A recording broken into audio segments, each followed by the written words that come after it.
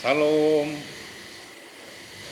jemaat yang Tuhan kasihi. Pagi ini saya mau merenungkan bacaan yang diambil dari kitab suci Lukas pasal 11 ayat 14 sampai 23. Pada suatu kali Yesus mengusir dari suatu setan yang membisukan. Ketika setan itu keluar, orang bisu itu dapat berkata-kata. Maka heranlah orang banyak. Tetapi ada di antara mereka yang berkata, ia mengusir setan dengan kuasa Beelzebul, penghulu setan. Ada pula yang meminta suatu tanda dari surga padanya untuk mengobati dia.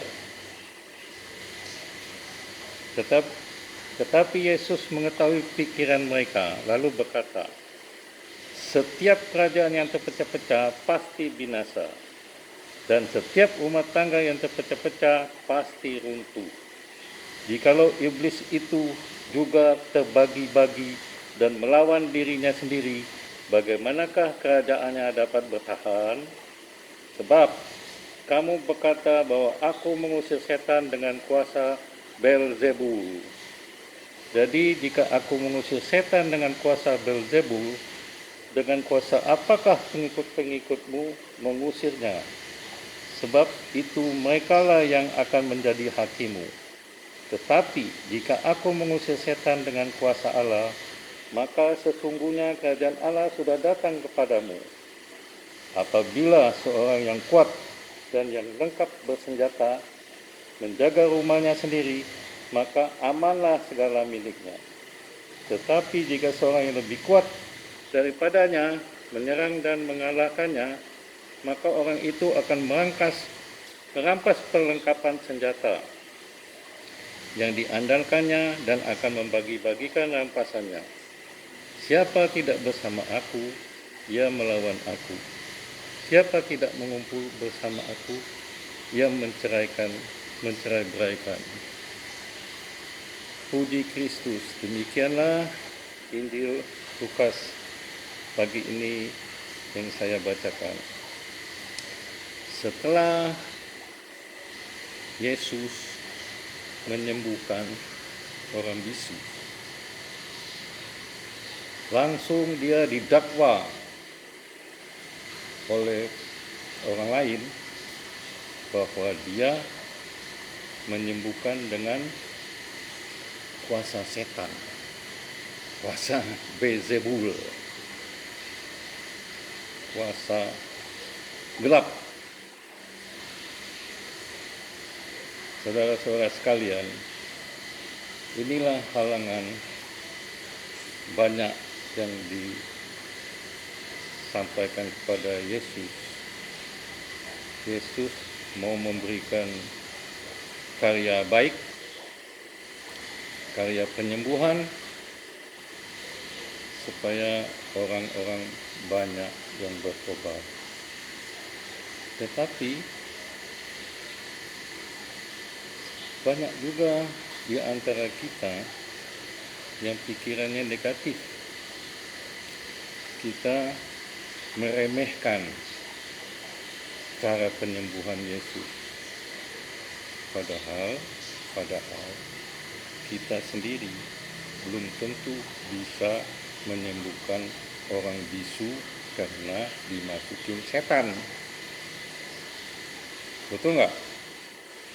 Jadi bacaan ini banyak menyiratkan bahwa kita harus mengikuti perbuatan-perbuatan Yesus. Perbuatan-perbuatan untuk menyembuhkan orang yang kesurupan kita nggak bisa.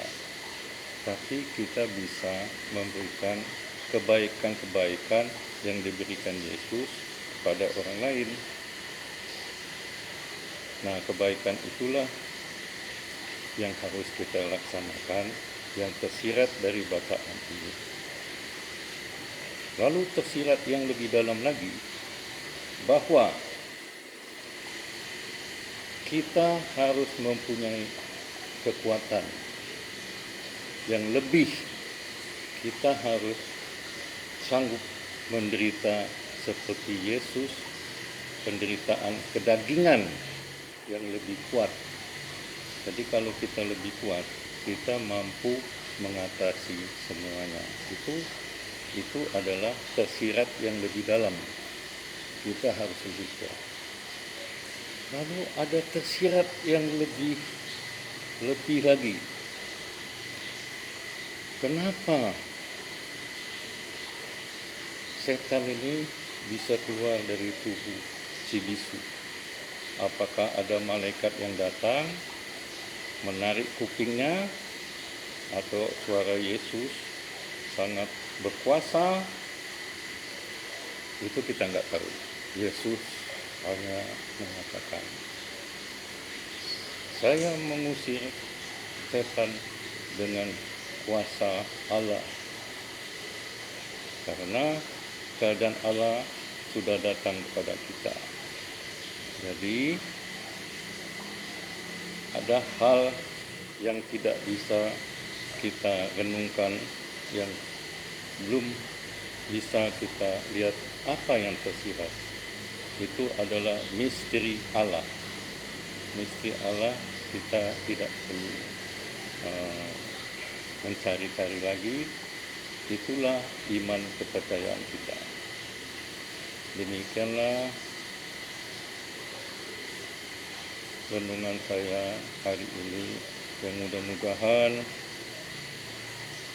renungan 3 tingkat atau 4 tingkat ini bisa dipakai oleh teman-teman, bapak-bapak, ibu sekalian untuk